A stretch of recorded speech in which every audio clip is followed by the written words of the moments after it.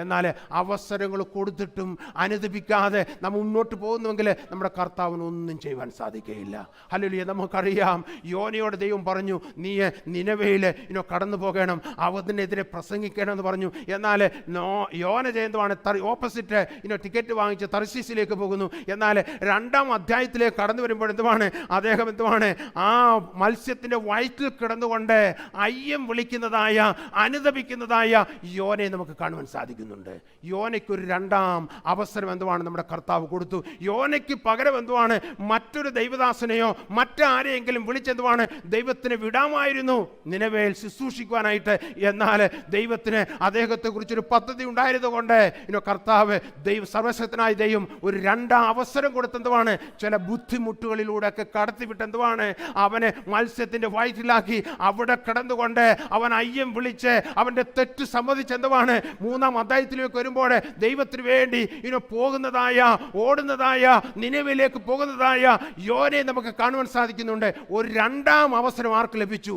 യോനയ്ക്ക് ലഭിച്ചു. ഞാൻ വിശ്വസിക്കുന്നു നമുക്കെല്ലാവർക്കും എന്തുവാണ്, അനുദപിക്കുവാന്, കുറവുകൾ സമ്മതിക്കുവാന്, ഏറ്റു പറയുവാന് കർത്താവ് 2-ാം അവസരം പലപ്പോഴും നമുക്ക് തന്നിട്ടുണ്ട്. ഇപ്പോഴും തന്നുകൊണ്ടിരിക്കുന്നതായ ഒരു കർത്താവാണ്. അതാണ് നമ്മുടെ കർത്താവിൻ്റെ സ്നേഹം, അതാണ് നമ്മുടെ കർത്താവിൻ്റെ ദയ, അതാണ് നമ്മുടെ കർത്താവിൻ്റെ കരുണ. ഹല്ലേലൂയ. ആ കരുണയ്ക്കായി നമുക്ക് കരങ്ങൾ നമ്മുടെ കർത്താവിന് ഒന്ന് സ്തോത്രം ചെയ്യാട്ടെ. Hallelujah, hallelujah, hallelujah, hallelujah. Thank you Jesus, thank you Jesus. കരുണയുള്ള നമ്മുടെ കർത്താവിന് സ്തോത്രം ചെയ്യാട്ടെ, സ്നേഹമുള്ള നമ്മുടെ കർത്താവിന് സ്തോത്രം ചെയ്യാട്ടെ. ഒരു 2-ാം അവസരം തന്നെ കർത്താവിന് നമുക്ക് സ്തോത്രം ചെയ്യാട്ടെ. നമുക്കറിയാം, ഹിസ്കിയാവ് എന്ന് പറയുന്ന രാജാവ് വളരെ ദീർഘവർഷം എന്തുവാണ് രാജ്യം ഭരിച്ച യഹൂദയിലെ നല്ലൊരു രാജാവായിരുന്നു. എന്നാൽ അദ്ദേഹത്തോട് ഇപ്പോൾ എന്തുവാണ്, ആമോസിൻ്റെ മകനായ യെശയ്യാവ് കടന്നു വന്ന് പ്രവചിക്കുകയാണ്, നീ വിഗ്രഹാരമെല്ലാം ക്രമീകരിക്കുക, നീ മരിച്ചു പോകുമെന്ന് ഡെഫിനറ്റായിട്ടാണ് പറയുന്നത്.